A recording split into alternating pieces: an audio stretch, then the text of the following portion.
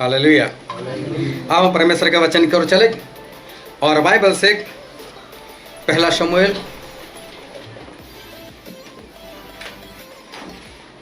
और उसका 28वां अध्याय।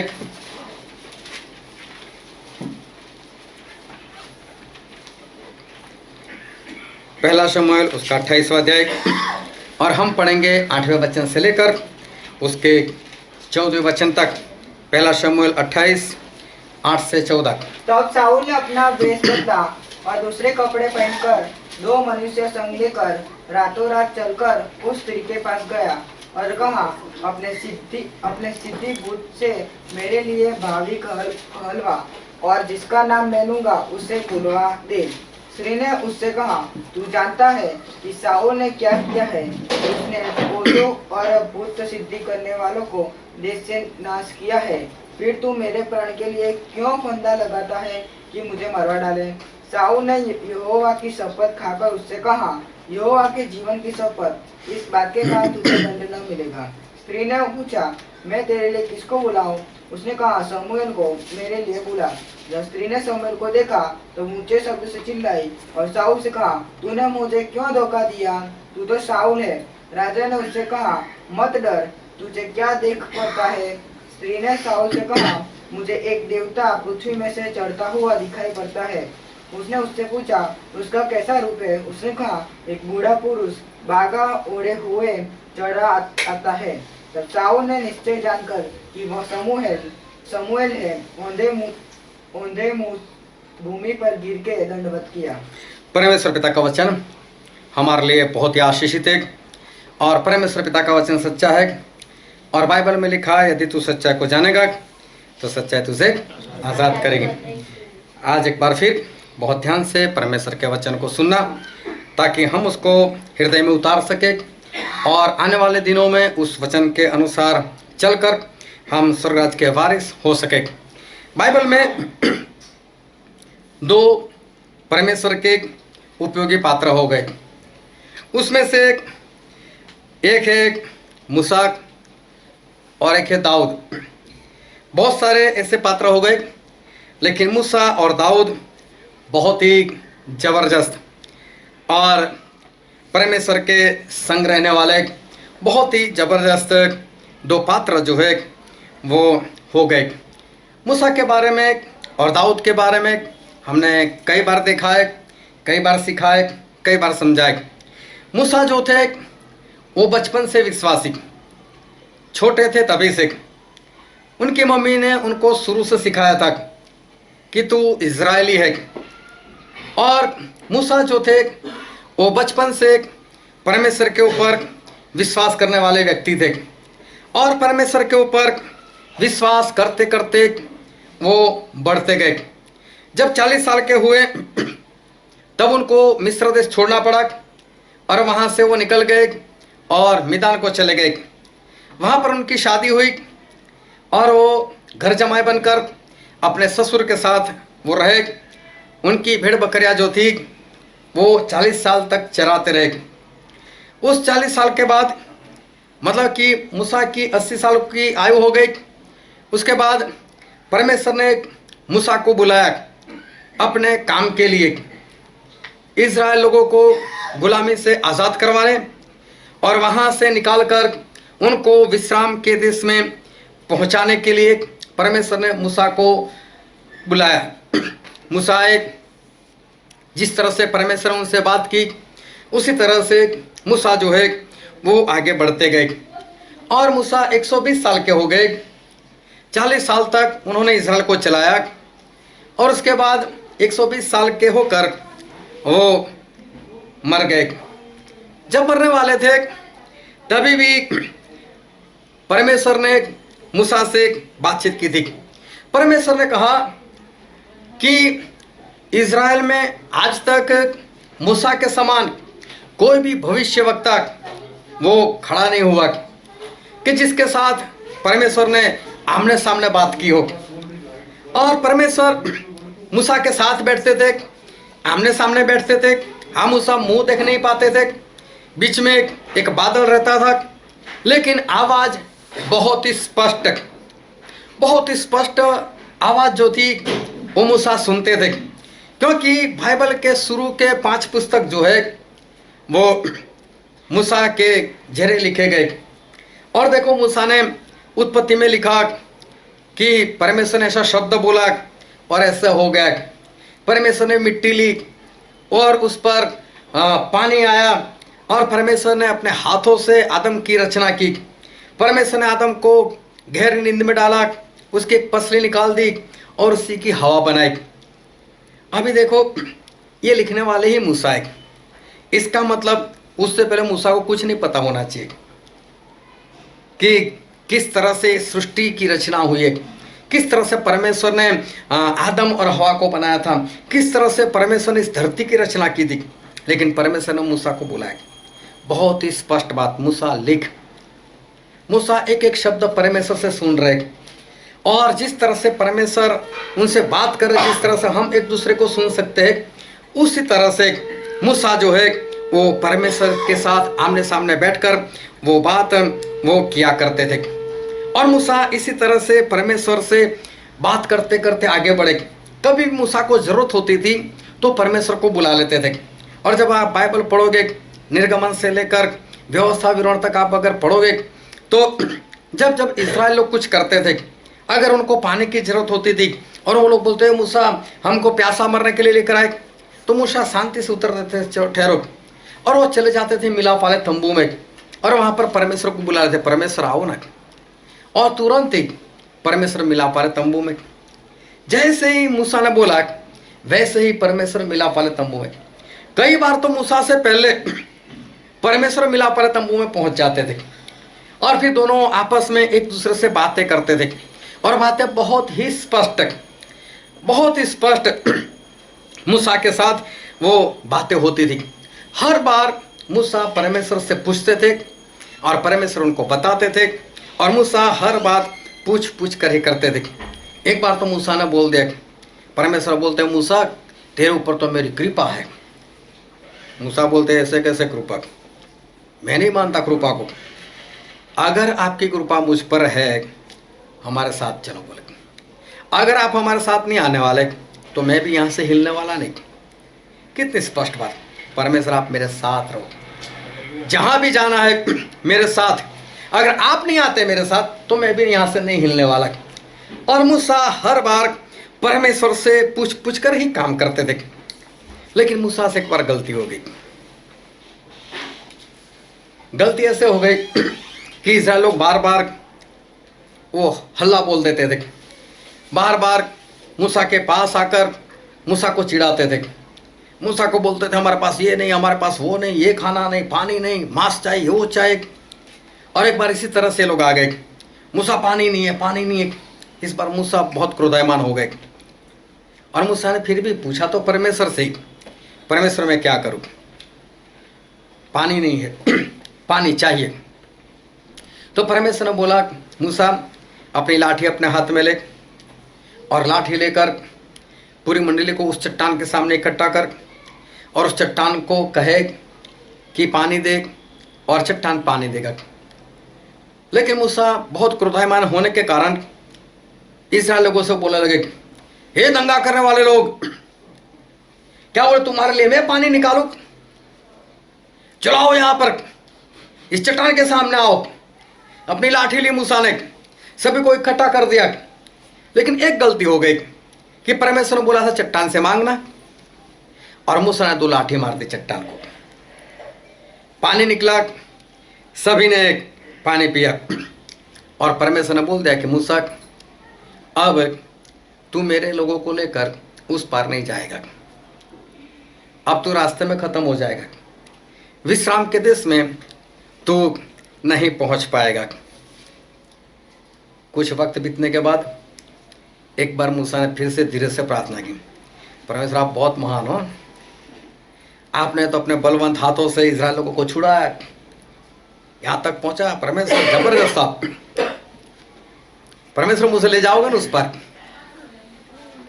और अपनी तारीफ सुनने के बाद भी परमेश्वर ने क्या बोला, मूसा मैं तुझे एक बार बोल दिया, नहीं मतलब नहीं, तू नहीं जाएगा मतलब नहीं ही जाएगा। और परमेश्वर ने मूसा से ये भी कह दिया, आज के बाद इस बारे में मेरे साथ बात भी मत करना। मतलब मूसा परमेश्वर से कह भी नहीं सकते। अभी सोचो कि मूसा अभी कभी परमेश्वर से ये नहीं कह सकते कि परमेश्वर मुझे उस पर ले जाना, रिक्वेस्ट भी नहीं। अभी समझो आपको कोई ऐसा कहता है, आज के बाद इस बारे में बात मत करना। हो सकता है आपको कुछ पैसों की जरूरत है, आपको किसी के पास बहुत आश है, आपको भरोसा है मेरा रिश्ता ऐसा है, ये देगा ही देगा। आपने जाकर मांग लिया, भाई साहब 10,000 तो ना, मुझे बहुत ज़रूरत है, मुझे सख्त ज़रूरत, मुझे चाहिए। और वो बोले मैं नहीं देने वाला, स्पष्ट। और आज के बाद मेरे साथ इस पैसे के बारे में बात भी मत करना। अब दूसरी बार खाने की बात करने के लिए जाओगे, चलो मिलकर खाना खाते। अब क्या बोलेंगे, चेक्स लगा दो यहाँ पर। अभी इसके साथ रिश्ता ही छोड़ो, अब इसके साथ जाना ही नहीं। ये काम में ना आए, मेरा काम ना करे, तो इसके साथ रिश्ता रखने से क्या फायदा। परमेश्वर ने मूसा को बोल दिया, मूसा इस बारे में आज के बाद बात मत करना। और उस बार मूसा ने परमेश्वर के ऊपर कोई क्रोध नहीं किया है। जाओ अभी मैं भी छोड़ देता हूँ, मैं जाता हूँ मेरे मैदान में मेरे ससुर के पास। ये क्या मैं इतना करता हूँ, इतना करता हूँ, मैंने अपनी इतनी आज्ञा मानी, मैंने ये माना। वही परमेश्वर जिसने मूसा को ऐसा बोला था कि मूसा अब तू नहीं जाएगा, वही परमेश्वर ने एक बार क्रोध किया था इजराइल लोगों के ऊपर। और परमेश्वर ने ऐसा बोला, हे मूसा मैं इन लोगों को खत्म कर दूंगा, बीच में मत आना, मैं इन लोगों को मार दूंगा। और बोले तेरे जरिए एक नई जाति में बनाऊंगा और तुम लोगों को मैं उस पार लेकर जाऊंगा, लेकिन मैं इन लोगों को तो मैं खत्म ही कर दूंगा। और तब मालूम है मूसा ने परमेश्वर को समझाया, बोले परमेश्वर ये कैसी बातें कर रहे हो, आप जिनको बलवंत हाथों से निकाल कर लेकर आए हो, इनके ऊपर इतना क्रोध। परमेश्वर अच्छी बात नहीं है। अगर आपने इनको यहाँ पर एक दिन में मार दिया तो मालूम है जो लोग आपसे डरते हैं वो लोग क्या मानेंगे कि इनका परमेश्वर इनको चला नहीं पाया, इसलिए रास्ते में खत्म कर दिया। इनको एक देश नहीं दे पाया, इसलिए रास्ते में खत्म कर दिया। परमेश्वर ऐसा नहीं हो सकता, क्रोध को छोड़ो। मूसा ने परमेश्वर को समझाया। और निर्गमन पढ़ोगे उसका 33वां अध्याय, 32वां अध्याय और 7 से 14, हमें पढ़ना नहीं है, ये बात उसमें लिखी है। आगे चलते गए विश्राम के देश तक पहुंच गए। और तब यहोशू ने कुछ लोगों को भेद लेने के लिए भेजा, जासूसी करने के लिए। वो लोग वहां से आए, यहोशू और कालेब को छोड़कर 10 लोग थे, और वो फिर से चिल्लाने लगे, बोले परमेश्वर हमको मरने के लिए लेकर, हमको मारने के लिए लेकर आए। तब भी परमेश्वर बहुत क्रोधायमान हो गए। फिर से बोला मूसा बीच में मत आना, एक बार तू बीच में आया था, बीच में मत आना, मैं इनको खत्म ही कर दूंगा। मैं तेरे जरिए एक नई देश जाति को बनाऊंगा, उनको मैं उस पार लेकर जाऊंगा, लेकिन इनको तो नहीं। फिर से मूसा ने वही शब्दों से समझा, क्या परमेश्वर कैसी बातें करते हो, आप इतना क्रोध करोगे अपने लोगों के ऊपर, अपने लोगों को खत्म कर दोगे, आपकी बात लोग कैसे करेंगे। और गिनती 14 और 11 से लेकर 19 पढ़ोगे तो उसमें सारी बातें जो है वो लिखी हुई। 2 बार मूसा ने परमेश्वर को क्रोध में नाश करने से रोका था। अभी एक बार वही मूसा को क्रोध आ गया तो क्या परमेश्वर माफ नहीं कर सकते। वो ध्यान समझ, जो मूसा परमेश्वर को 2 बार क्रोध करने से रोक सकते, 2 बार परमेश्वर को समझाते, परमेश्वर नहीं ऐसा नहीं, ऐसा क्रोध नहीं करना है परमेश्वर। और अगर गलती से उस मूसा को क्रोध आ जाए और परमेश्वर उसको क्षमा ना करे, क्या ऐसा हो सकता है। ऐसा हुआ, मूसा ने परमेश्वर को समझाया, लेकिन परमेश्वर तो परमेश्वर है। फिर भी मूसा ने समझाया कि इंसान होकर, और मूसा तो वैसे ही पापी इंसान है, क्योंकि जितने भी लोग पैदा हुए वो पाप में ही पैदा हुए, तो मूसा भी तो पाप में तो है ही। वो भी तो पापी अवस्था में है, उसे तो गलती हो सकती है, परमेश्वर को माफ कर देना चाहिए, परमेश्वर को मूसा को उस पार लेकर जाना चाहिए। लेकिन बाइबल में स्पष्ट लिखा है, हम पढ़ लेते हैं व्यवस्था विवरण उसका 3 अध्याय और उसका 26 वचन। परंतु यहोवा तुम्हारे कारण मुझसे रुष्ट हो गया और मेरी न सुनी। हाँ किंतु यहोवा ने मुझसे कहा, हाँ। बस कर, इस विषय में फिर कभी मुझसे बातें न करना। देखो परमेश्वर स्पष्ट बोल दिया, नहीं मतलब नहीं, और इस बारे में फिर कभी मेरे साथ बात मत करना। देखो मूसा यहाँ पर ऐसा कह सकते थे, अगर मुझे माफ नहीं करा तो मैं भी चला, मैं आपको 2 बार समझाता हूँ और आप मेरे एक बार भी नहीं सुनते। आपने 2 बार क्रोध किया तो कुछ नहीं, और मैंने 1 बार क्रोध कर दिया तो मुझे क्षमा नहीं, मैं उस पर नहीं जा सकता। छोड़ो पर मैं आपको नहीं मानता भी, मैं जा रहा हूं। लेकिन देखो मूसा ने यहां पर क्रोध नहीं किया, मूसा ने परमेश्वर से कुछ भी नहीं कहा, मूसा ने एक भी बार परमेश्वर से ऐसा नहीं कहा, परमेश्वर मैंने आपको 2 बार समझाया था, उसका क्या है। लेकिन मूसा फिर भी परमेश्वर में बने रहे और परमेश्वर में आगे बढ़ते रहे। मूसा ने परमेश्वर के ऊपर कोई क्रोध नहीं किया। अब एक सवाल ये होता है जो हमारा सब्जेक्ट में नहीं, लेकिन कोई सवाल लेकर ना जाए इसलिए बता देता हूँ, क्या कोई इंसान परमेश्वर को समझाए?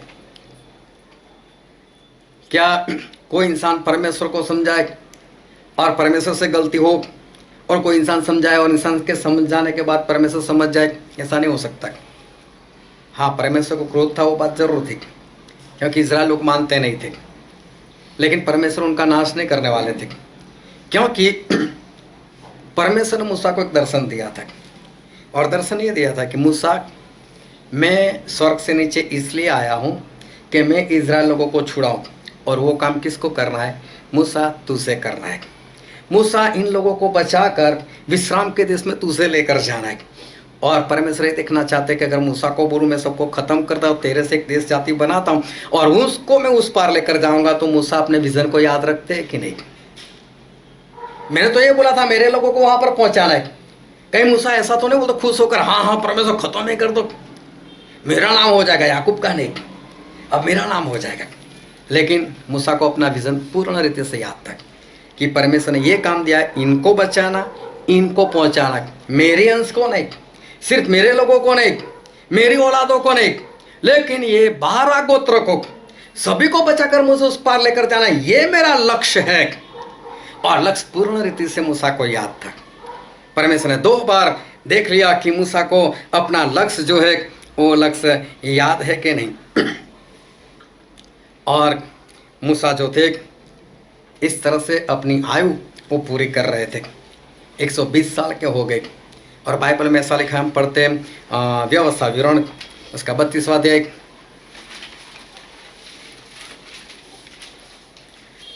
और 48 से 50 तक, कोई पढ़ो तो। फिर उसी दिन यहोवा ने मूसा से कहा, उस अबारिम पहाड़ की नबो नामक चोटी पर, जो मोआब देश में यरीहो के सामने है, चढ़कर कनान देश, जिसे मैं इजराइलियों की नीच भूमि कर देता हूँ, उसको देख ले। तब जैसा तेरा भाई हारून गोर पहाड़ पर मरकर अपने लोगों में मिल गया, वैसा ही तू इस पहाड़ पर चढ़कर मर जाएगा और अपने लोगों में मिल जाएगा। हाँ, देखो मूसा के अंतिम दिन तक परमेश्वर ने बात की, और परमेश्वर ने क्या बोला, मूसा तो ऊपर आ जा। आखिरी दिन भी बात हो रही, मूसा को उस दिन मरना है। आखिरी दिन भी परमेश्वर ने मूसा से बात की, मूसा ने भी आखिरी दिन परमेश्वर से बात की, मूसा ऊपर आ जा, यहोशू को उसका अभिषेक कर दे, तेरी जगह पर उसको ठहरा दे, तू ऊपर आ जा। और यहाँ पर जो हिंदी में हमने पढ़ा मर जाएगा, लेकिन सही शब्द है मर जा, तू बोलो ऊपर आकर। परमेश्वर बोला तेरा आखिरी दिन अभी, तू मर जा। और मूसा ऊपर जाकर मर गए। आखिरी दिन तक मूसा जो है वो परमेश्वर में बने रहे। परमेश्वर एक बार मना भी कर दे तू नहीं लेकर जा सकता, तो भी मूसा परमेश्वर के पीछे ही चले, तो भी मूसा परमेश्वर में ही बने रहे। उन्होंने परमेश्वर को नहीं छोड़ा, परमेश्वर ने नहीं माना, परमेश्वर ने यही बोल दिया कि नहीं जाएगा मतलब नहीं जाएगा। फिर भी मूसा जो है वो परमेश्वर से दूर नहीं हुए और मर गए तब तक वो परमेश्वर में बने रहे और आखिरी दिन तक परमेश्वर से बातचीत उनकी होती रही। और दूसरा जबरदस्त पात्र है परमेश्वर का, वो है दाऊद। दाऊद भी बचपन से विश्वासी, बचपन से आराधना कर रहे थे परमेश्वर की, खुद बाजा बना रहे थे और खुद आराधना कर रहे थे, खुद गाना गा रहे थे, लिख रहे थे, और दाऊद इसी तरह से आगे बढ़ रहे थे। दाऊद भी हर एक काम सिर्फ और सिर्फ परमेश्वर से पूछ कर करते थे। परमेश्वर लड़ाई करने के लिए जाऊं, परमेश्वर क्या मेरे दुश्मन को मेरे हवाले कर दोगे, परमेश्वर क्या मुझे विजय मिलेगा, परमेश्वर क्या मैं बच जाऊंगा। हर बार दाऊद जो है वो परमेश्वर से पूछ पूछ कर ही काम करते थे। अभी देखो एक बार दाऊद के जीवन में कैसी घटना हो गई, बहुत ध्यान समझना। और हम बाइबल में पढ़ते हैं पहला शमूएल उसका 23वां अध्याय और 11, 12, 13 वचन। क्या क्या किला के लोग मुझे उसके वश में कर देंगे? हाँ, अब एक शहर था कैला, तो वो किला जो नाम का जो शहर था और दाऊद वहीं पर थे। और दाऊद को पता चला कि शाऊल जो है वो शाऊल यहाँ पर मेरे लिए आ रहे, मुझे मारने के लिए आ रहे। तो उन्होंने परमेश्वर से बात की। फिर से पढ़ो। क्या किला के लोग मुझे उसके वश में कर देंगे? क्या जैसे तेरे दास ने सुना है वैसे ही शाऊल आएगा? हाँ। हे इस्राएल के परमेश्वर यहोवा, अपने दास को यह बता। यहोवा ने कहा, हाँ वो आएगा। फिर दाऊद ने पूछा, क्या किला के लोग मुझे और मेरे जनों को शाऊल के वश में कर देंगे? यहोवा ने कहा, हाँ भी कर देंगे। अभी देखो, बहुत ध्यान समझ। दाऊद किसी जगह पर है, दाऊद का कोई कसूर नहीं, दाऊद आज तक बहुत सही चले, सही से आगे बढ़ रहे। शाऊल उनको मारने के लिए पीछे पड़े। दाऊद परमेश्वर का अभिषिक्त है और शाऊल उनका नाश करने के लिए पीछे पीछे भाग रहे। और ये जो किला नाम का शहर है वहां पर दाऊद को सुनने में आया कि शाऊल आ रहे। तो परमेश्वर से पूछा, परमेश्वर जैसे मैंने सुना है शाऊल आएगा यहाँ पर? बोले हाँ आएगा। तो बोला अगर मुझे ढूंढेगा और यहाँ के शहर वाले को बोलेगा कि दाऊद जहाँ भी है मेरे हवाले कर दो, तो बोले ये लोग कर देंगे? बोले हाँ कर देंगे। बोले अभी देखो सही में परमेश्वर को क्या बोलना चाहिए, दाऊद मैं बैठा हूँ, चिंता मत कर, मैं शाऊल को बीच में ही रोक लूंगा। या तो वो आएगा लेकिन मैं इन लोगों के साथ बात करता हूँ और ये लोग तुझसे उसके हवाले नहीं करेंगे। हम परमेश्वर से क्यों पूछे, हम परमेश्वर से बात क्यों करें, हम प्रार्थना क्यों करें, परमेश्वर हमारी सहायता करे। अभी देखो ये तो परमेश्वर से पूछ रहे हैं, परमेश्वर आएगा? तो बोले आएगा, कोई रुक नहीं, मैं नहीं रोकने वाला। ये लोग मुझसे उसके हवाले कर देंगे? बोलो वो भी कर देंगे। तो दाऊद बोल सकते हैं ऐसा कैसे परमेश्वर, फिर तो आपको मानने से फायदा क्या मुझे, मैं तो बोलता हूँ तो आप तो बोलते हैं हाँ आएगा, मैं पूछ रहा हूँ तो बोले ये लोग वश में कर देंगे? बोले कर देंगे। तो परमेश्वर को मानने से फायदा क्या? यहाँ पर देखने जाओ तो जिस तरह से हम एक उत्तर की अपेक्षा रखते ऐसे परमेश्वर की ओर से कोई भी अपेक्षा नहीं। और फिर पढ़ो आगे क्या लिखा है। फिर दाऊद ने पूछा, क्या किला के लोग मुझे और मेरे जनों को शाऊल के वश में कर देंगे? यहोवा ने कहा, हाँ वे कर देंगे। तब दाऊद और उसके जन जो कई 600 थे किला से निकल गए और इधर उधर जहाँ कहीं जा सके वहाँ गए। देखो 600 लोग, परमेश्वर ने बचाने का कोई प्रयत्न नहीं किया, इनको भागना पड़ा वहाँ से। बोले यहाँ वहाँ सभी लोग भाग गए। 600 लोग थे, एक दो कहाँ लोग थे, 600 लोग, सभी को भागना पड़ा। परमेश्वर ने बोला शाऊल तो आएगा ही आएगा, ये लोग तुझे उसके वश में कर ही देंगे। परमेश्वर की ओर से देखने जाओ तो कोई सहायता नहीं मिली। एक विश्वासी क्या करे, परमेश्वर से प्रार्थना करे, लेकिन परमेश्वर अगर सहायता ना करे तो क्या हो। दाऊद भागने को मजबूर हो गए और दाऊद को वहाँ से भागना पड़ा। लेकिन दाऊद ने गुस्सा किया, दाऊद ने परमेश्वर के ऊपर क्रोध किया। फिर भी वही दाऊद वो परमेश्वर के साथ बातें करते हुए परमेश्वर के साथ साथ बढ़ते, परमेश्वर के साथ साथ चलते, आखिर में राजा भी बन गए। और राजा बनने के बाद एक बार ये दाऊद से गलती भी हो गई।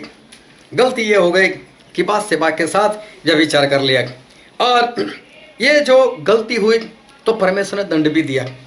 दंड भी बहुत भारी था। दाऊद का एक तो बेटा मर गया, जो बादशेबा के जरिए हुआ था वो तो मर ही गया, लेकिन दूसरे भी 2 बेटे मर गए। और फिर उसके बाद दाऊद को अपने ही बेटे की वजह से अपना महल छोड़कर, राजगद्दी को छोड़कर भागना पड़ा। मालूम नहीं कितने समय तक दाऊद एक बार फिर खुद के बच्चे के कारण, खुद के बेटे के कारण वो इधर उधर भागते रहे, लेकिन फिर भी परमेश्वर में बने रहे। एक गलती हो गई, लेकिन परमेश्वर से उसके बाद भी वो दूर नहीं हुए, लेकिन हर बार परमेश्वर से पूछते थे कि परमेश्वर मैं क्या करूं, कैसे करूं और मैं कैसे आगे बढ़ूं। और आखिर में जब दाऊद मर रहे थे, आखिरी दिन चल रहे थे, तभी भी परमेश्वर के साथ उनकी बातचीत हुई कि अदोनिया नहीं, लेकिन सुलेमान जो है वो सुलेमान वो राजा बनेगा। और आखिरी दिन तक परमेश्वर ने दाऊद राजा जो है उनसे बात की। ये दोनों मूसा और दाऊद बचपन से विश्वासी और अंत तक विश्वासी, दोनों के साथ परमेश्वर ने शुरू से लेकर अंत तक उनके साथ बात की। आखिरी दिन तक परमेश्वर ने उनके साथ बात की।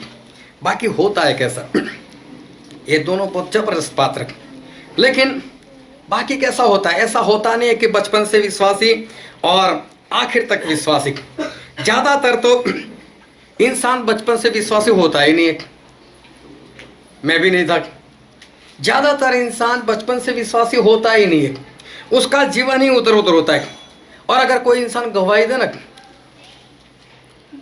कि मैं परमेश्वर में आया, मेरी 20 साल की उम्र थी या 25 साल की उम्र थी, मैंने कभी इधर उधर कुछ किया नहीं, ना मैंने कोई शराब पिया, ना मेरी कोई बुरी आदत थी, ना मैं कोई व्यभिचार में था, मेरा ऐसा वैसा कोई बड़ा गुनाह तो कुछ भी नहीं था। और एक बार मुझे परमेश्वर मिले, कहीं से वचन मिले और मैं परमेश्वर में आ गया, सभी ऐसे सुनते रहेंगे ये क्या गवाही। लेकिन अगर कोई बोले मैं बहुत शराब पीता था, बोले हालेलुया, मैं व्यभिचार में था, मैं ऐसा था, मैं वैसा था, और तब जाकर मैं परमेश्वर, क्या बड़ी गवाही है। अभी दाऊद और मूसा के बारे में क्या कहे, बचपन से कोई बुरी आदत नहीं, इनकी गवाही नहीं बड़ी।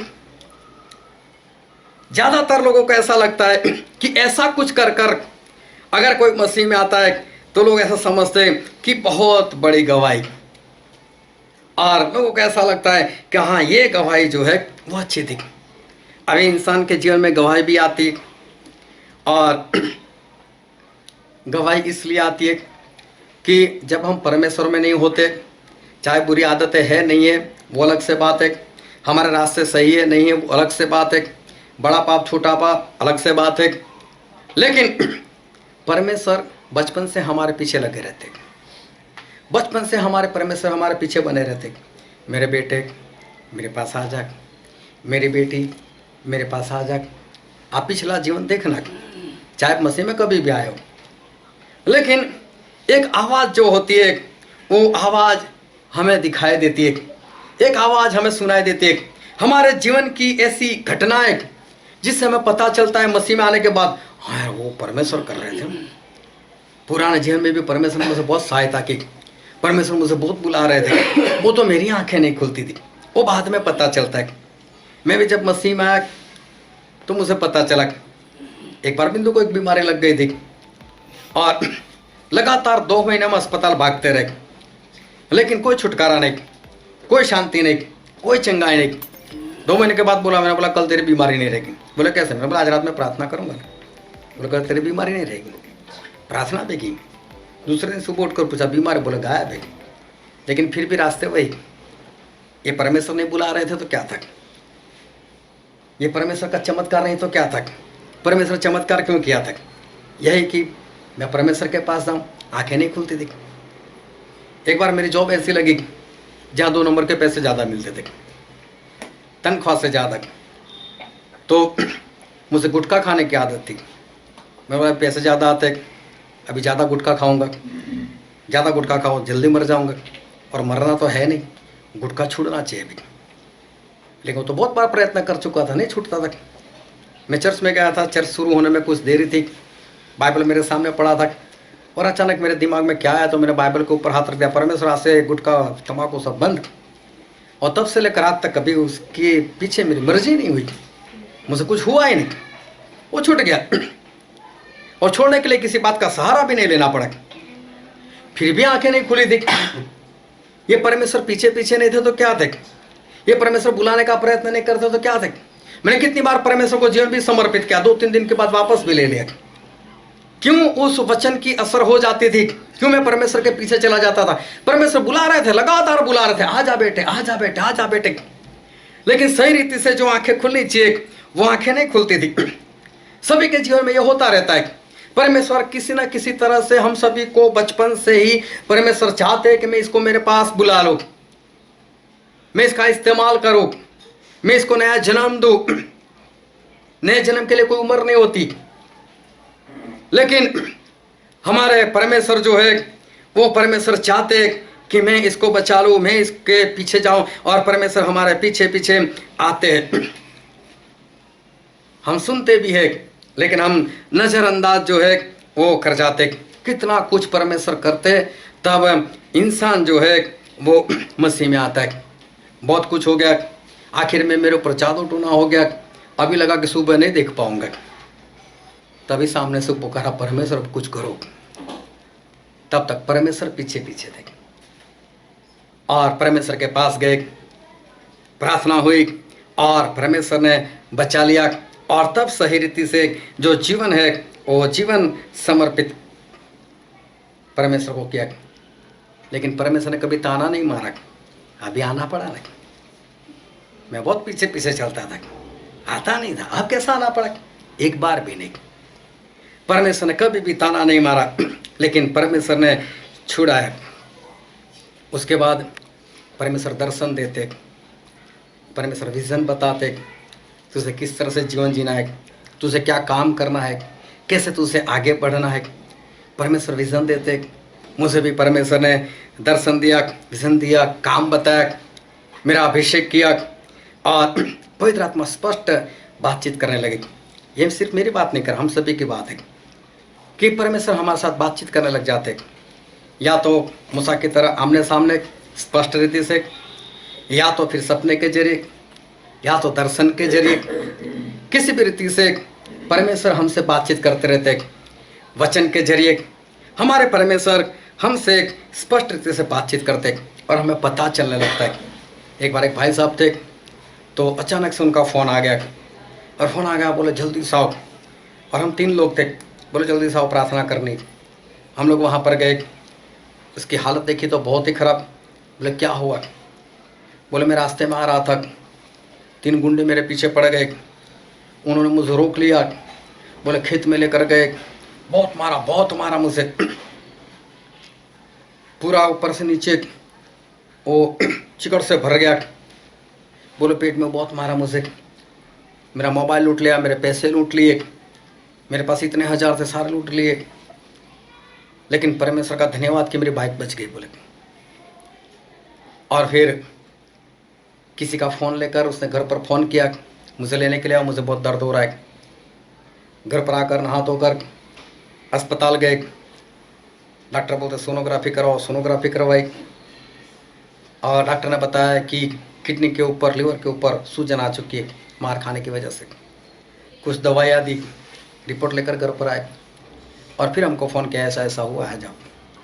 जब हम वहाँ पर गए, ये सारी बातें बताई, लेकिन परमेश्वर मेरे से कुछ और बोल रहे। बोले सारा नाटक है, इसमें से कुछ भी नहीं हुआ इसके साथ। मैंने बोला रिपोर्ट दिखाओ तो भाई साहब, सोनोग्राफी का रिपोर्ट है उसके पास। अभी डॉक्टर लिखते हैं ना, वो किसी को नहीं पता चलता है, सिर्फ 2 ही लोगों को पता चलता है। आजकल तो मोबाइल आ गया और लोग व्हाट्सएप कर देते हैं, तो उसमें तो साफ अक्षर आते, चाहे डॉक्टर भी लिखे तो भी साफ आएगा, सामने वाला समझ जाता है। लेकिन जब ये व्हाट्सएप वगैरह नहीं था, और एक लड़की थी, उसकी शादी डॉक्टर के साथ तय हो गई, उसको लेटर लिखते थे। अब डॉक्टर ने लेटर लिखकर इसको दे दिया। ये परेशान, बोलो कुछ भी तो पता नहीं चलता है। एक को दिखा, दूसरे को दिखा, तीसरे को दिखा, किसी को पता नहीं चला डॉक्टर ने लिखा क्या है। इसे सोचा वो मेडिसिन वाले को पता चल जाता है, तो मेडिकल की दुकान पर चलेगी। उसने दी, उसने 4-5 गोलियाँ निकाल कर दे दी, बोले ले जाओ। अरे बोलो होने वाला पति ने लिखा है, वो कौन सी गोलियाँ लिखने वाला है। तो किसी को सवाल हो गया, वो डॉक्टर लिखता है क्यों हमको पता नहीं चलता, सिर्फ दुकान वाले को पता चलता है। बोले डॉक्टर ने ये लिखा होता है, मैंने लूट लिया, अब तेरी बारी, तू भी लूट ले। ये वहां पर लिखा हुआ था। तो मुझे भी रिपोर्ट में कौन सा पता चलने वाला था, लेकिन मैं तो ऐसे ही मांग लिया, रिपोर्ट तो लाओ। मैंने उधर उधर देखा, मुझसे कुछ पता नहीं चला। बट छोड़ो, अभी दवाई दिखाओ, और दवाई में भी कौन सा पता चलता है। लेकिन इतना पता चल गया, वो सारे विटामिन की गोली थी, मैं समझ गया। फिर प्रार्थना की, हम लोग वहाँ से निकल गए, क्योंकि मेरे साथ जो दो भाई थे उनका रिश्तेदार था, तो मैं कुछ बोला नहीं।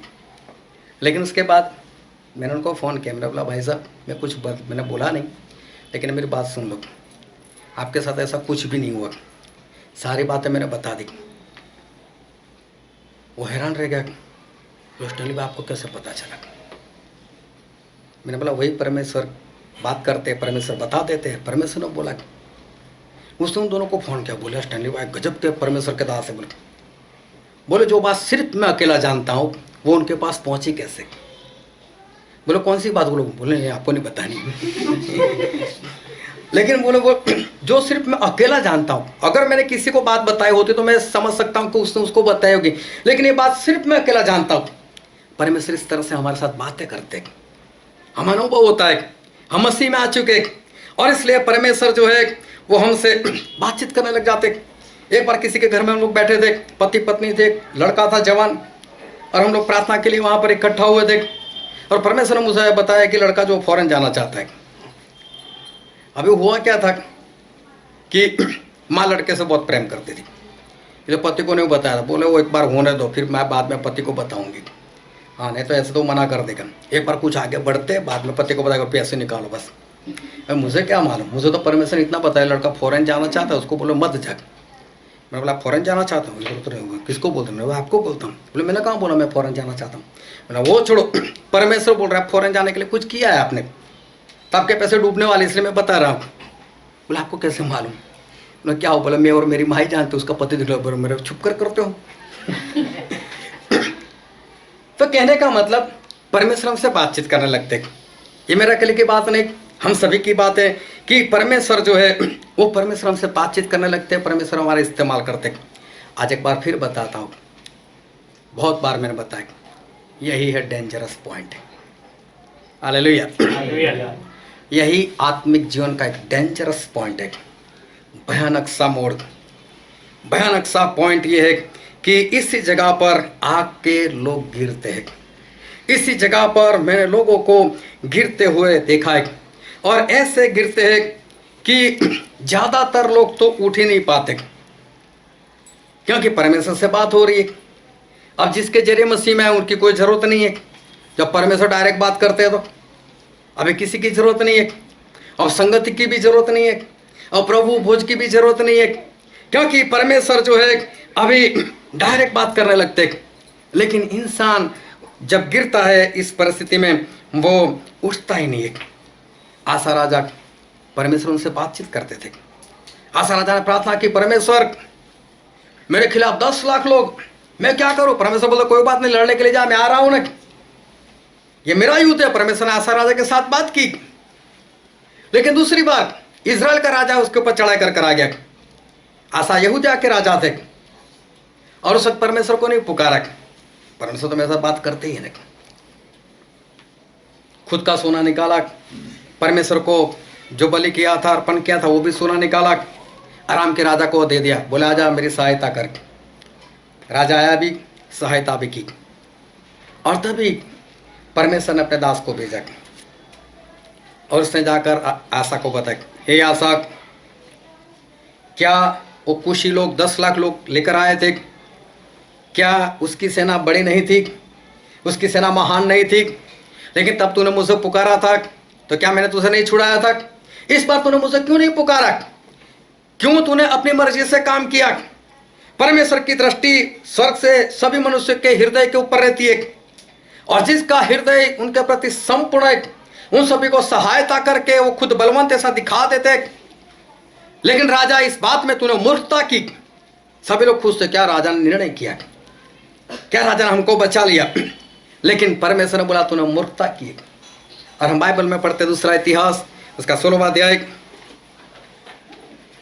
और उसका 10 वचन। तब आसा दर्शी पर क्रोधित हुआ। हाँ, तब आसा जो है उस भविष्यवक्ता पर, उस दर्शी पर वो क्रोधायमान हुए और उसे काट में ठोकवा दिया। और काट में ठुकवा दिया, क्योंकि वह उसकी ऐसी बात के कारण उस पर क्रोधित हुआ था। हाँ, क्योंकि इसे स्पष्ट बता दिया। अभी जो जिसके साथ परमेश्वर बात कर रहे थे, क्या वो गिर नहीं सकता? क्या मूसा गिरे नहीं थे? क्या दाऊद गिरे नहीं थे? तो क्या परमेश्वर का सुनना बंद कर दिया? लेकिन आज हमको जो दिखाई देता है वो यही दिखाई देता है कि लोग उठते हैं, परमेश्वर से बातचीत करते हैं, परमेश्वर उनसे बातचीत करते हैं, उनको विजन होता है, उनका इस्तेमाल होता है, और उस वक्त वो गिरते हैं। और जब गिरते हैं तब उनको अगर बताओ उनको बुरा लग जाता है। और तू कौन होता है? और राजा को भी क्रोध आया और उसने काठ में ठुकवा दिया। और पढ़ो आगे। और उसी समय से आसा प्रजा के कुछ लोगों को पीसने भी लगा। हाँ, कुछ और लोगों को भी परेशान करने लगा जो परमेश्वर के लोग थे। और उसका 12वां वचन। अपने राज्य के 29वें वर्ष में आसा को 29वें वर्ष में 39 वर्ष में आसा को पांव का रोग हुआ। हाँ, और वह रोग अत्यंत बढ़ गया। हम्म। तब भी उसने रोगी होकर यहोवा की नहीं वैद्यों ही की शरण ली। हाँ, और निदान आसा अपने राज्य के 41वें वर्ष में मर के अपने पुरखाओं के साथ सो गया। बाइबल में बहुत स्पष्ट लिखा है कि राजा को दर्द हो गया। अभी भी परमेश्वर का आजा मेरे बेटे, कोई बात नहीं, गलती हो गई तो कोई बात नहीं, तो सुना चाहते थे, लेकिन मैं फिर भी बुलाता हूँ, आजा बेटे, आजा बेटे। दर्द आ गया उसको, बहुत दवा करवाई, फिर भी कुछ नहीं होता, तो फिर तो मान लेना चाहिए, फिर तो दर्शी को बाहर निकालना चाहिए। दर्शी मेरे से ऐसी कौन सी गलती हो गई? मैं क्यों, मुझे चंगाई नहीं मिलती? क्यों मेरी बीमारी नहीं जाती? ये दर्द क्यों नहीं जाता? लेकिन डॉक्टर के पीछे भागता रहा, डॉक्टर के पीछे भागता रहा, नहीं सुना उसने, और आखिर में मर गया।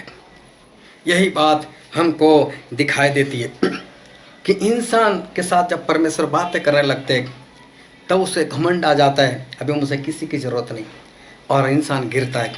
गिरता तो है लेकिन उठता भी नहीं। दाऊद गिरे थे लेकिन उठ गए, मूसा भी गिरे थे लेकिन उठ गए, और अंत तक परमेश्वर से बातें करते रहे। लेकिन यहाँ पर ऐसा होता है कि इंसान गिरता है और उठता नहीं। एक और राजा था, उसके साथ भी परमेश्वर बातें करते थे, परमेश्वर ने उनका भी इस्तेमाल किया, लेकिन वो भी घमंड में आ गया। और हम बाइबल में पढ़ते दूसरा इतिहास उसका 26वां अध्याय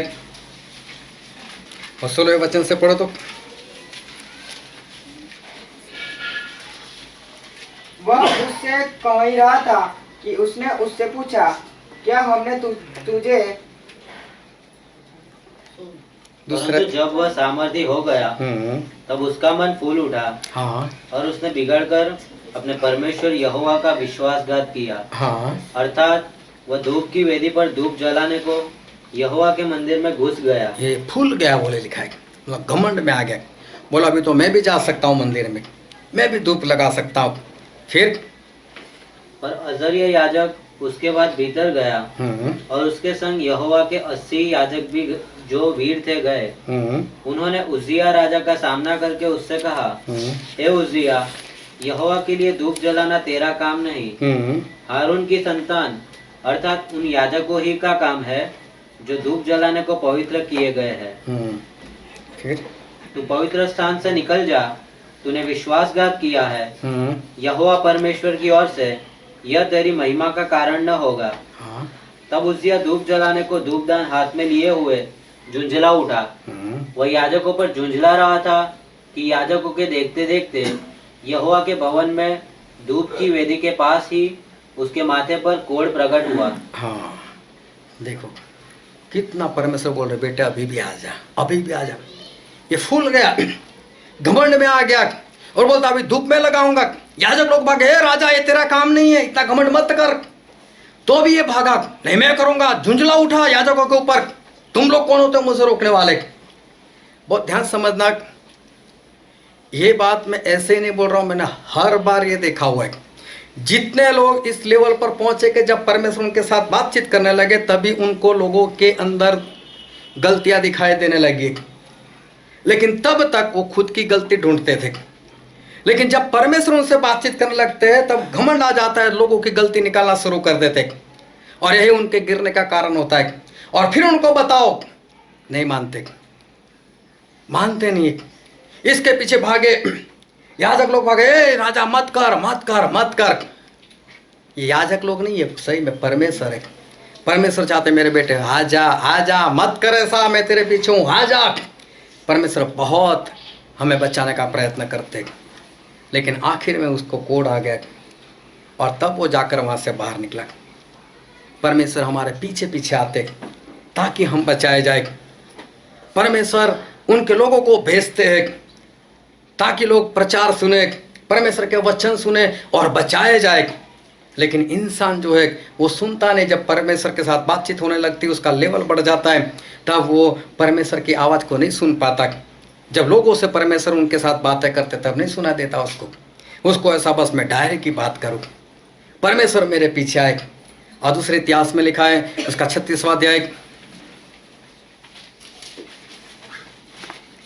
दूसरा इतिहास 36वां अध्याय और 11 से पढ़ो तो। जब सिदकिय्याह राज्य करने लगा तब वह 21 वर्ष का था और यरूशलेम में 11 वर्ष तक राज्य करता रहा। पढ़ो पढ़ो। उसने वही किया जो उसके परमेश्वर यहोवा की दृष्टि में बुरा है। हाँ। यद्यपि यिर्मयाह नबी यहोवा की ओर से बातें कहता था तो भी वो उसके सामने दीन न हुआ। फिर नबूकदनेस्सर जिसने उसे परमेश्वर की शपथ खिलाई थी उससे उसने बलवा किया और उसने हठ किया और अपना मन कठोर किया कि वह इज़राइल के परमेश्वर यहोवा की ओर न फिरे। सब प्रधान याजकों ने और लोगों ने भी अन्य जातियों के से घिनौने काम करके बहुत बड़ा विश्वासघात किया और यहोवा के भवन को जो उसने यरूशलेम में पवित्र किया था अशुद्ध कर डाला। बाइबल में लिखने के अनुसार ये लोग जब बड़े परमेश्वर से साथ बातचीत करते थे, ये सारे लोग घमंड में आ गए। जैसे राजा वैसी प्रजा, परमेश्वर ने बहुत बचाना चाहा। और आगे पढ़ो। उनके पूर्वजों के परमेश्वर यहोवा ने बड़ा यत्न करके अपने दूतों से उनके पास कहला भेजा। हाँ। क्योंकि वह अपनी प्रजा और अपने धाम पर तरस खाता था। देखो परमेश्वर हमसे कितना प्रेम करते, परमेश्वर पर तरस खाते कि नाश में जाएगा नाश में जाएगा, इससे परमेश्वर पीछे पीछे आते हमको बचाने के लिए। फिर परंतु वे परमेश्वर के दूतों को ठट्ठों में उड़ाते, उसके वचनों को तुच्छ जानते और उनके नबियों की हंसी करते थे। हाँ, लेकिन इन लोगों ने सुना नहीं। हंसी करने का मतलब सिर्फ यही नहीं है क्या सामने उसको हंस दो, हाँ क्या तू बात करता है, लेकिन परमेश्वर का दास जो भी बोलता है उसके पीछे भी नहीं मानना उसकी हंसी उड़ाने के बराबर है। और इन लोगों ने हंसी में उड़ाया। और फिर पढ़ो तो 16-17 वचन। परंतु वे परमेश्वर के दूतों को ठट्ठों में उड़ाते, उसके वचनों को तुच्छ जानते और उसके नबियों की हंसी करते थे। अतः यहोवा अपनी प्रजा पर ऐसा झुंझला उठा, आखिर में परमेश्वर ऐसे झुंझला उठे कि बचने का कोई उपाय न रहा। बचने का कोई उपाय नहीं रहा। देखो परमेश्वर कब तक पीछे आए, कितनी देर तक पीछे आए। वो तो गिर चुका था, परमेश्वर से दूर हो चुका था, घमंड में आ चुका था, मेरा इस्तेमाल होता, अब मैं ये अब मैं वो। फिर भी परमेश्वर पीछे पीछे, फिर भी परमेश्वर बेटे आ जा बेटे आ जा बेटे आ जा। और परमेश्वर अपने दूतों को भेजा, मतलब अपने भविष्यवक्ताओं को भेजा, अपने प्रचारकों को भेजा, जाओ उनको बचाओ, उनसे कहो कि परमेश्वर ऐसा कहना चाहते हैं, लेकिन इन लोगों ने ठट्ठों में उड़ा दिया। और फिर आखिर में लिखा है कि परमेश्वर ने उनको छोड़ दिया। आखिर में परमेश्वर ने उनको छोड़ दिया। और बहुत ध्यान समझना, एक बार परमेश्वर छोड़ देना फिर आपका नरक पक्का है। इस बात को ध्यान में समझ लेना। Hallelujah hallelujah. एक बार आप परमेश्वर को छोड़ दो, बचने की उम्मीद है, लेकिन परमेश्वर ने आपको छोड़ दिया, फिर बात खत्म कर दो। परमेश्वर ने जिस दिन आपको छोड़ दिया, इसके बाद कितने भी प्रयत्न करो, बहुत ध्यान समझना इस बात को, कितने भी प्रयत्न करो, आप परमेश्वर को नहीं पकड़ सकते। क्यों नहीं पकड़ सकते? हम पढ़ते यशायाह भविष्यवक्ता का पुस्तक, उसका 40वां अध्याय, उसका 12वां वचन।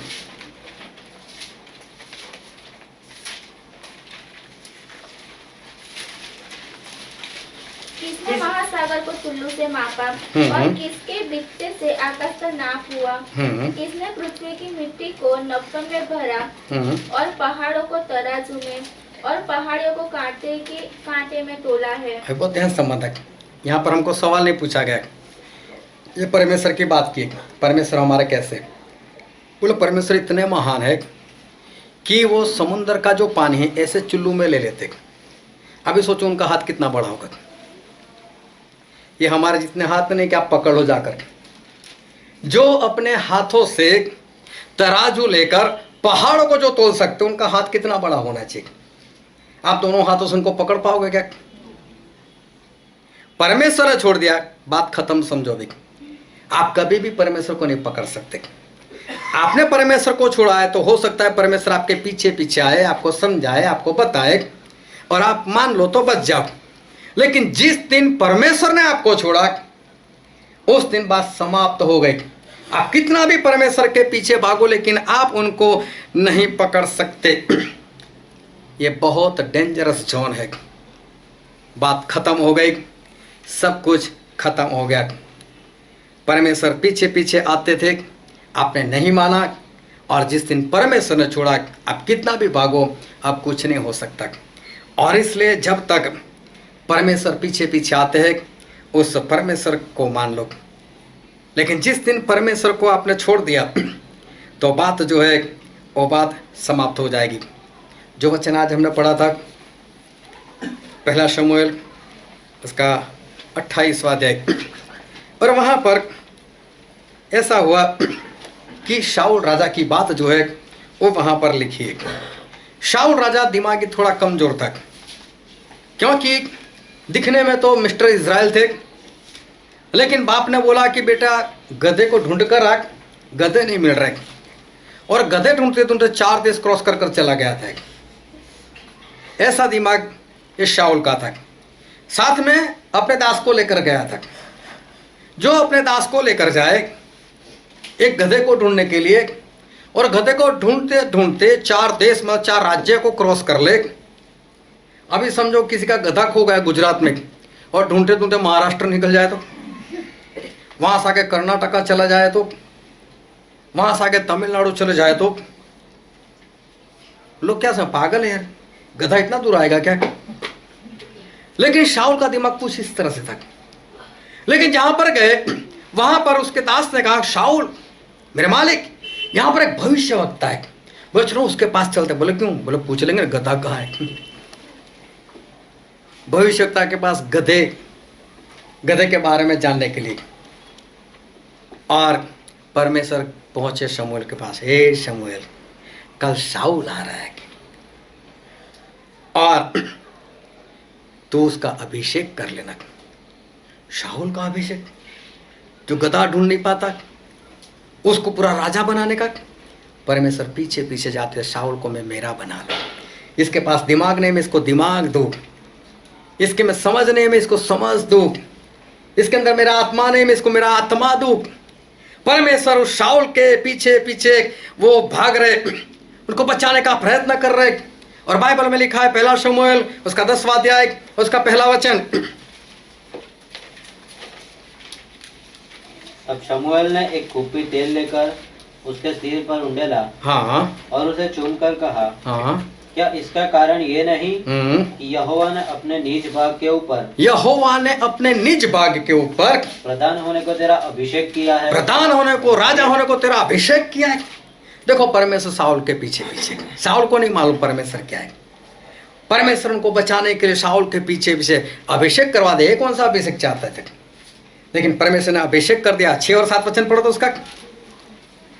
तब यहोवा का आत्मा तुझ पर बल से उतरेगा, हाँ, और तू उनके साथ होकर नबूवत करने लगेगा, हाँ, और तू परिवर्तित होकर हाँ, और ही मनुष्य हो जाएगा। हाँ, और जब ये चिन्ह तुझे दिखाई पड़ेंगे, तब जो काम करने का अवसर तुझे मिले, हाँ, उसमें लग जाना। देखो परमेश्वर ने क्या बताया, शाऊल तो यहाँ से जाएगा, भविष्यवक्ता की मंडली तेरे सामने आएगी, तेरे ऊपर भी पवित्र आत्मा आएंगे, तू भी नबूवत करने लग जाएगा, तू नया मनुष्य बन जाएगा, तेरा नया जन्म हो जाएगा, तू बदल जाएगा। और उसके बाद जैसे जैसी घटनाएं बने वैसे वैसे तू करते रहना।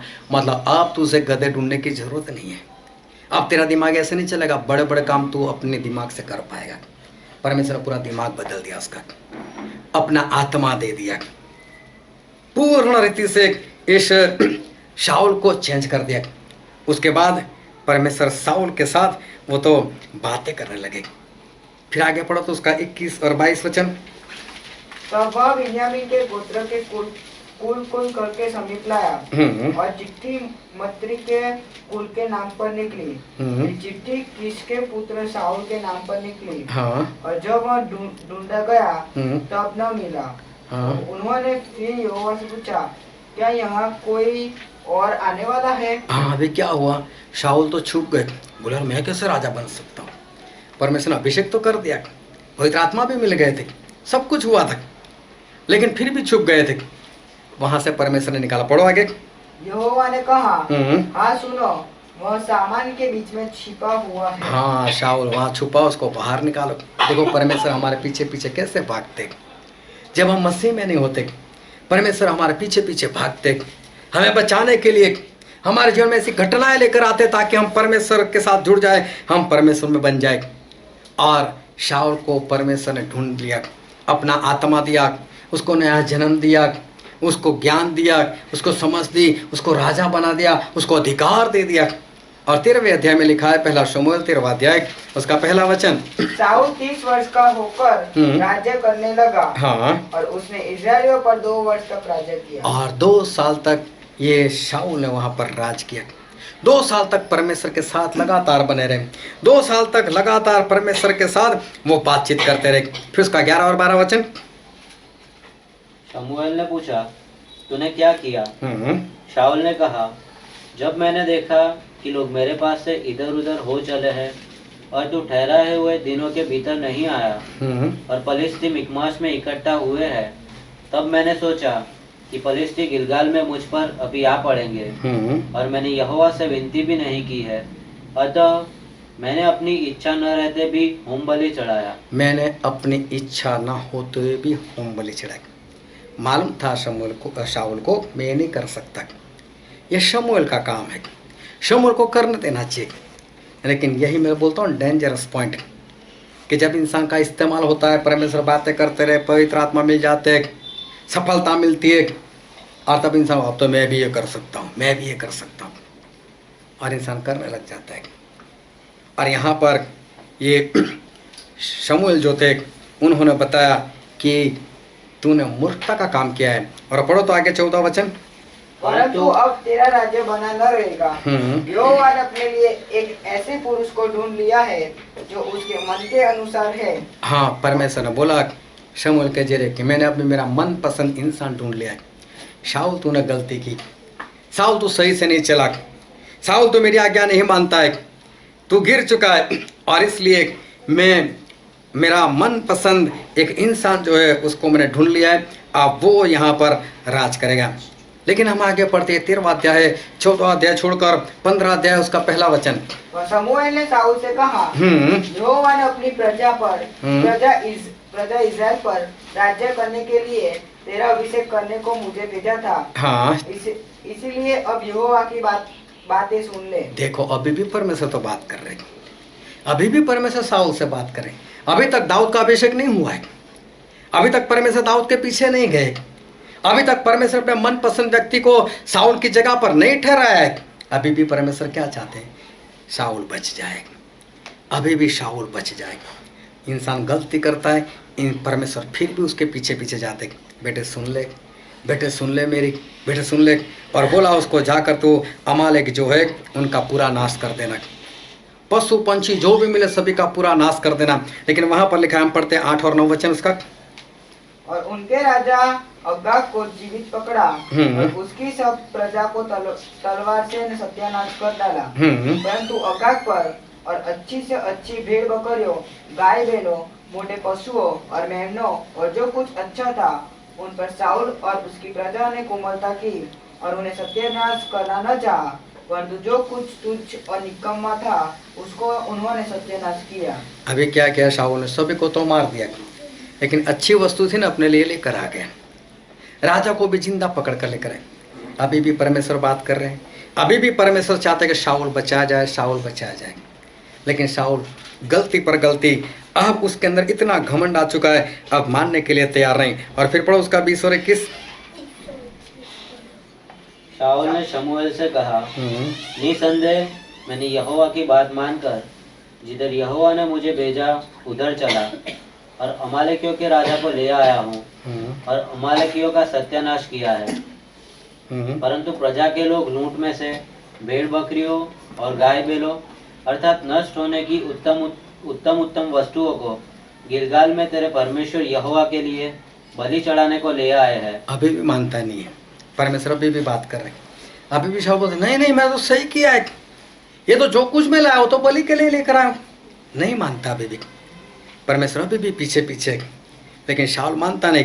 फिर आगे पढ़ो तो उसका 30 वचन। उसने कहा, मैंने पाप तो किया है, तो भी मेरी प्रजा के पुरनियों और इस्राएल के सामने मेरा आदर कर। हाँ, शाऊल क्या बोलता है? मैंने पाप तो कर दिया, कोई बात नहीं, मेरा आदर कर, मेरी इज्जत रख ले। शमूएल को बोलता है मेरे साथ बैठना, मेरे साथ बैठना, मेरी इज्जत रख ले। बोले ये नहीं बोलता मैं पाप छोड़ दूंगा। परमेश्वर अभी भी पीछे पीछे, लेकिन फिर भी शाऊल जो है वो नहीं मानता। और फिर शाऊल ने क्या किया? दाऊद और शमूएल दोनों को मारने का प्रयत्न किया। अभी भी परमेश्वर उसके पीछे पीछे उसको बचाने का प्रयत्न करते। और हम पढ़ते उसका 19वां अध्याय, उसका 23 और 24 वचन। तब वह उधर अर्थात रामा के नबायोत को चला और परमेश्वर का आत्मा उस पर भी चढ़ा। एक बार फिर शाऊल के ऊपर परमेश्वर का आत्मा, पवित्र आत्मा आए, और वह रामा के नबायोत को पहुंचने तक नबूवत करता हुआ चला गया। और उसने भी अपने वस्त्र उतारे और शमूएल के सामने नबूवत करने लगा। और भूमि पर गिरकर दिन और रात नंगा पड़ा रहा। इस कारण से यह कहावत चली कि क्या शाऊल भी नबियों में से है। हाँ, इसने भी कपड़े निकाल दिए, लेकिन फिर भी पवित्र आत्मा उनके अंदर थे, उनको बचाने का प्रयत्न कर रहे थे। ये भी परमेश्वर के वचन एक बार फिर वो पुकारने लगता है। परमेश्वर अभी भी उनको बचाने का प्रयत्न करते, लेकिन फिर भी शाऊल ने नहीं माना तो नहीं माना। फिर 24वें अध्याय में लिखा है, 24वां अध्याय और उसका 4था वचन। दाऊद के जनों ने उससे कहा, सुन, आज वही दिन है जिसके विषय यहोवा ने तुझसे कहा था कि मैं तेरे शत्रु को तेरे हाथ में सौंप दूंगा कि तू उससे मन मना बर्ताव कर ले। तो दाऊद ने उठकर शाऊल के बागे की छोर को चिपकर काट लिया। हाँ, एक बार शाऊल और दाऊद के हाथ में पड़ गया, लेकिन दाऊद ने कुछ भी नहीं किया, सिर्फ कपड़े का टुकड़ा काट लिया। और 26वां अध्याय और उसका 11वां वचन। यहोवा न करे कि मैं अपना हाथ यहोवा के अभिषेक पर बढ़ाऊं। अब उसके सिरहाने से भाला और पानी की जारी उठा ले और हम यहाँ से चले जाए। हाँ, एक बार फिर दाऊद के हाथ में शाऊल आ गए। दोनों बार दाऊद ने बचा लिया। इतना नहीं, शाऊल को बुलाकर कहा कि शाऊल, आज तू मेरे हाथ में था, मैंने तुझे बचा लिया। दोनों बार ये परमेश्वर की ओर से था कि परमेश्वर शाऊल के पीछे पीछे कि शाऊल बच जा, शाऊल बच जा, लेकिन शाऊल बचते नहीं। शाऊल ने परमेश्वर का विरोध करना चालू रखा। ऐसे करते करते और 38 साल, मतलब कि 40 साल बिता दिए उसने। 2 साल अच्छे से चले, दूसरे 38 साल तक परमेश्वर इंतजार करते रहे। और अभी क्या हुआ कि फिलिस्तीनी लोग शाऊल के सामने आ गए, लड़ाई चल पड़ी। और अभी ये जो शाऊल जो है वो चाहते हैं कि परमेश्वर मुझसे बात करे। अब परमेश्वर ने शाऊल को छोड़ दिया है, और अभी शाऊल चाहता है कि परमेश्वर जो है वो परमेश्वर मुझसे बात करे। और ध्यान समझना कि एक बार परमेश्वर ने छोड़ दिया, बात जो है वो ख़त्म हो जाती है। एक बार परमेश्वर ने मुंह फेर लिया, बात समाप्त हो जाती। प्रभु सुने एक बार क्रूस के ऊपर जोरों से चिल्लाकर एक आवाज़ दी थी। किसी को मालूम है क्या आवाज़ थी वो? एलोए एलोए लमा शबक्तनी। और इसका मतलब क्या होता है? हे मेरे परमेश्वर, तूने मुझे क्यों छोड़ दिया? और छोड़ दिया तो क्या हुआ था? मौत आ गई। परमेश्वर एक बार छोड़ देना, बात खत्म हो जाएगी। परमेश्वर ने जिस दिन छोड़ दिया, समझ लेना कि अभी कोई भी उस इंसान के प्रति आशा अब नहीं है। परमेश्वर ने छोड़ दिया, बात खत्म हो गई। और शाऊल को परमेश्वर ने छोड़ दिया। और जो वचन हमने पढ़ा था 28वां अध्याय 1 शमूएल, और पढ़ो तो उसका 5 और 6 वचन। फलिस्तियों की सेना को देखकर शाऊल डर गया और उसका मन अत्यंत भयभीत हो कांप उठा। और जब शाऊल ने यहोवा से पूछा तो यहोवा ने न तो स्वप्न के द्वारा, ना तो सपने के जरिए उत्तर दिया, और न उरीम के द्वारा, ना उरीम मतलब चिट्ठियां डालकर उत्तर दिया, और न भविष्यवक्ता के द्वारा, और ना भविष्यवक्ता के द्वारा। अब ये पीछे भाग रहा है। वो ध्यान समझ, आज तक परमेश्वर भागते थे, अब शाऊल भाग रहे परमेश्वर के पीछे। परमेश्वर उत्तर दो ना। भविष्यवक्ता को बुलाया, बोले परमेश्वर को पूछ। भविष्यवक्ता ने भी प्रार्थना की, परमेश्वर का मुंह बंद, मैं नहीं बोलने वाला। चिट्ठियां डाली तो भी कोई उत्तर नहीं, ना कोई दर्शन, ना कोई सपना, कुछ भी नहीं। और इसके साथ परमेश्वर ने बात ही नहीं की। अब ये बात करना चाहता है परमेश्वर से, अब ये चाहता है कि परमेश्वर मेरे साथ बात करे। और शाऊल चाहते हैं कि मेरे साथ परमेश्वर बात करे और मैं बचाया जाऊं, लेकिन अभी परमेश्वर ने छोड़ दिया है, बात खत्म हो गई। एक भाई साहब को लकवा हो गया था, उनके पास जाना हुआ, उनके लिए प्रार्थना की, वचन सुनाए, और वो तुरंत उनको चंगाई मिल गई, वो चलने लगे, उनका लकवा पूरा खत्म हो गया। परमेश्वर ने बहुत बड़ा काम किया। उसके बाद कभी भी उन्होंने मुझे भी याद नहीं किया। एक बार उनकी पत्नी मुझसे रास्ते में मिल गई, साथ में एक औरत और भी थी, वो मेरे साथ लगातार बातें कर रही, लेकिन ये बहन मेरे साथ कुछ बातें नहीं कर रही। फिर उन बहन ने बताया, बोले इनको पहचाना? बोले नहीं, कौन है, देखा हुआ लगता है। बोले यार आपके पति के लिए ये भाई तो आए थे, जब आपके पति चलने लग गए थे, परमेश्वर ने इन्हीं का तो इस्तेमाल किया था। एक बार फिर से उनको लकवा हो गया, फिर से मुझे बुलाया, अभी कान भी बंद हो गए थे, कितना भी वचन दिया सुना ही नहीं दिया। उस दिन कोई चमत्कार नहीं, और वो इंसान जो है वो आखिर में उसी बीमारी के अंदर वो मर गए। जब तक परमेश्वर पीछे पीछे आते हैं, जब तक परमेश्वर बचाने का प्रयत्न करते हैं, मान लो, वरना एक दिन तो ऐसा आएगा आपके जीवन में जब आपको पुकारना पड़ेगा। बहुत ध्यान से मतलब ये मत समझो क्या ऐसा दिन नहीं आएगा, पुकारोगे परमेश्वर को, और उस वक्त परमेश्वर जो है वो नहीं सुनने वाले।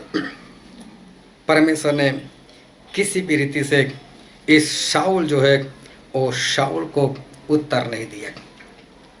आखिर में शाऊल ने बोला कोई जादू टोना वाला है? बोले है ना, एक स्त्री है। बोले चलते उसके पास। अभी वो ध्यान समझना कि कई लोग ये समझते कि जादू टोना से शमूएल की आत्मा आई, कई लोग ये मानते हैं कि वो शमूएल की आत्मा नहीं थी, वो दुष्ट आत्मा थी। लेकिन अगर वो आप अच्छे से पढ़ोगे तो वहाँ पर ऐसा लिखा है कि शाऊल ने जाकर उस स्त्री से कहा कि तेरे पास जो भूत प्रेत है उसकी सहायता से मैं जिसको बोलूँ उसको उठाकर लेकर आ। बोले बाइबल में लिखने के अनुसार कोई भी इंसान, कोई भी भूत प्रेत, चाहे शैतान भी किसी का आत्मा लेकर नहीं आ सकता। आत्मा गया, बात खत्म करो। परमेश्वर के से आप उस आत्मा को कोई कुछ भी नहीं कर सकता। शमूएल की आत्मा गलती से भी नहीं आ सकती थी। ये बोलती है तुझे मालूम है, बोले शाऊल राजा ने हमारे जैसे लोगों को तो मार मार कर भगा दिया है, मतलब छुप कर रहती थी। शाऊल ने बोला तो फिक्र मत कर।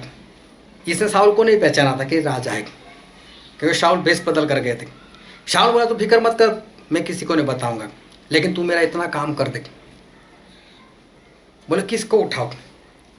तो बोले शमूएल को। बोले और लिखा ऐसा है उस स्त्री ने शमूएल को देखकर, अभी उसने कुछ जादू टोना नहीं किया, किसी भूत प्रेत को बुलाया नहीं कि जाओ जाकर उस शमूएल की आत्मा को लेकर आओ, लेकिन इसने शमूएल के आत्मा को जमीन से नीचे से ऊपर आते हुए देखा और जोरों से चिल्लाई, ए तू तो शाऊल है। बोले जो इतना जादू टोना जानती थी वो शाऊल को नहीं पहचान पाए थे, लेकिन जैसे ही पवित्रता आई, शाऊल की ही आत्मा थी, परमेश्वर ने ही भेजी थी, और शमूएल की आत्मा थी, परमेश्वर ने भेजी थी, पवित्रता आई, इसकी आंखें खुल गई, तो शाऊल राजा है।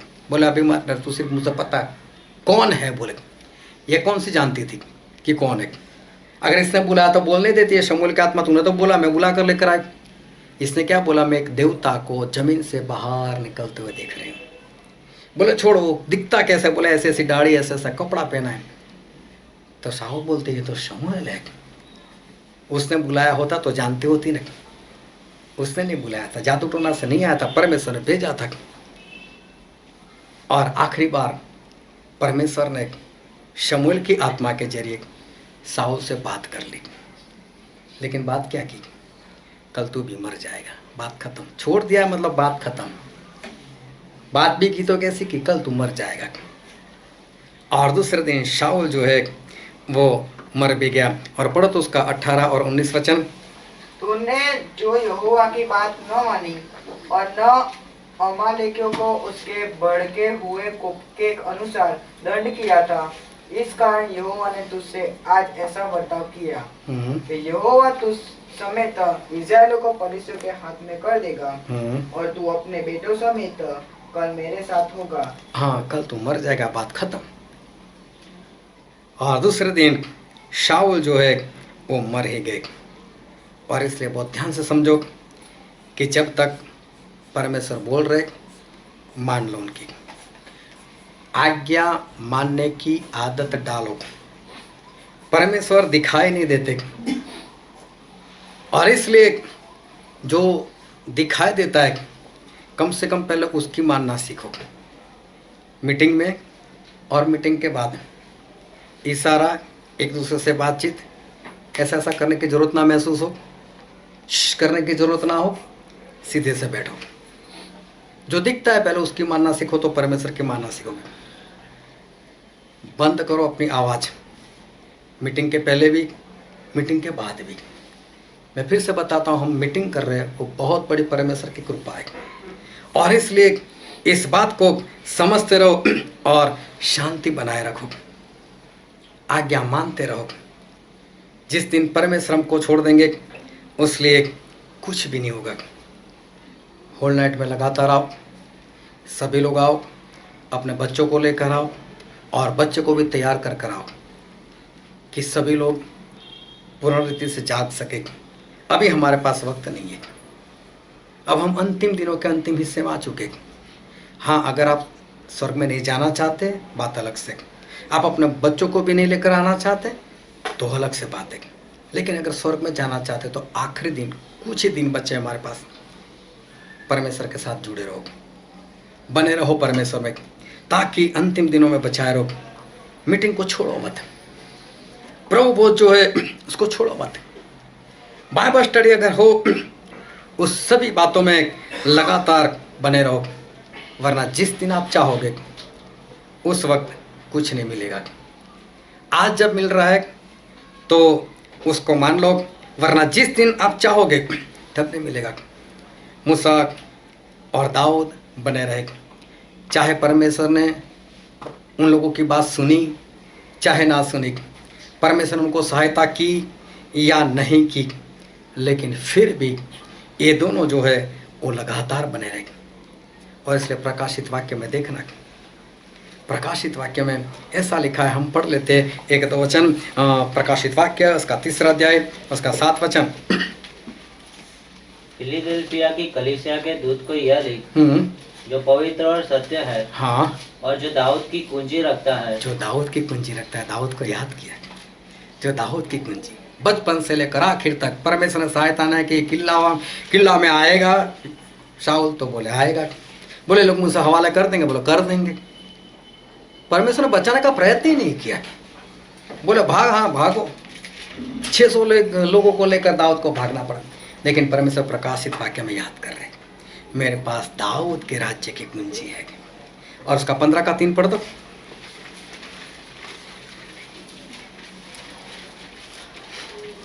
वे परमेश्वर के दास मूसा का गीत और मेमने का गीत गा गा कर कहते थे। हाँ, ये लोग मूसा का गीत गाते थे। कितनी बड़ी बात है। प्रकाशित वाक्य में मूसा का गीत, वो भी कहाँ, जब हम परमेश्वर के पास चले जाएंगे वहाँ पर मूसा का गीत। परमेश्वर ने कितना सम्मान इन दोनों को दिया है कि प्रकाशित वाक्य में उनका नाम लिखा है। और नीति वचन में लिखा है, नीति वचन उसका 28वां अध्याय उसका 13वां वचन,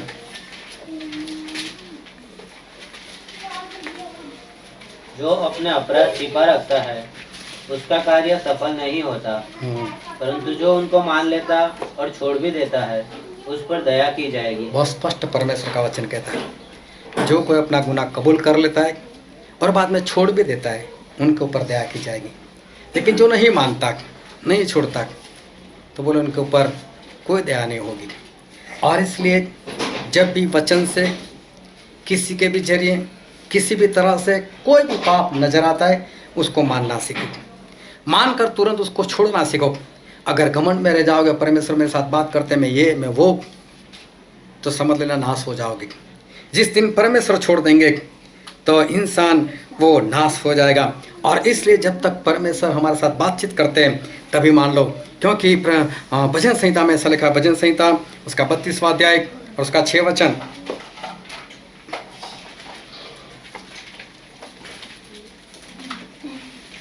इस कारण हर एक भक्त तुझसे ऐसे समय में प्रार्थना करे, तुझे ऐसे समय में प्रार्थना करे जबकि तू मिल सकता है। जब तू मिल सकता है। क्या हम परमेश्वर से प्रार्थना कर परमेश्वर मिल नहीं सकते?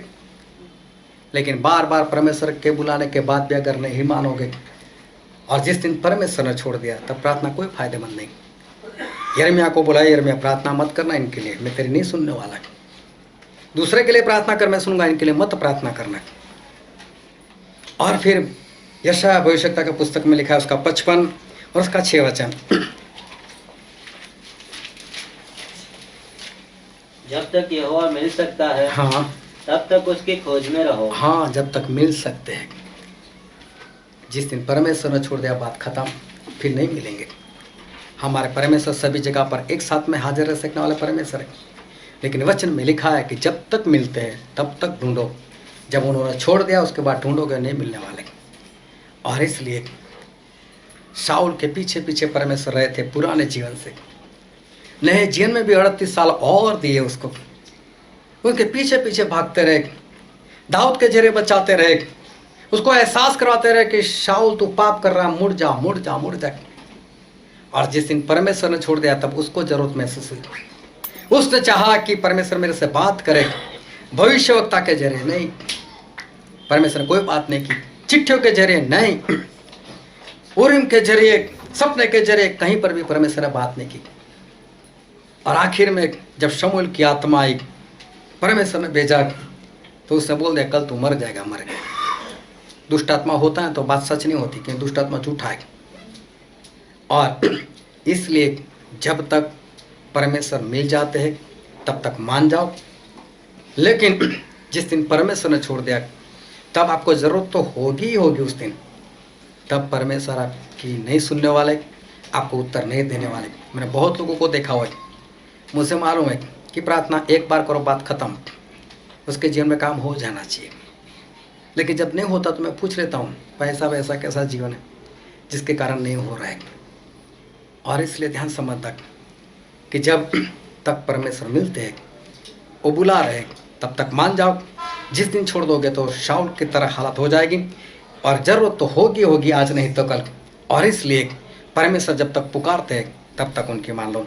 आओ हम हमारे आंखों को बंद करें, हमारे मस्तकों को प्रभु से आगे झुकाए, जो राजाओं के राजा है, जो प्रभु के प्रभु है, जो कभी नहीं बदलते।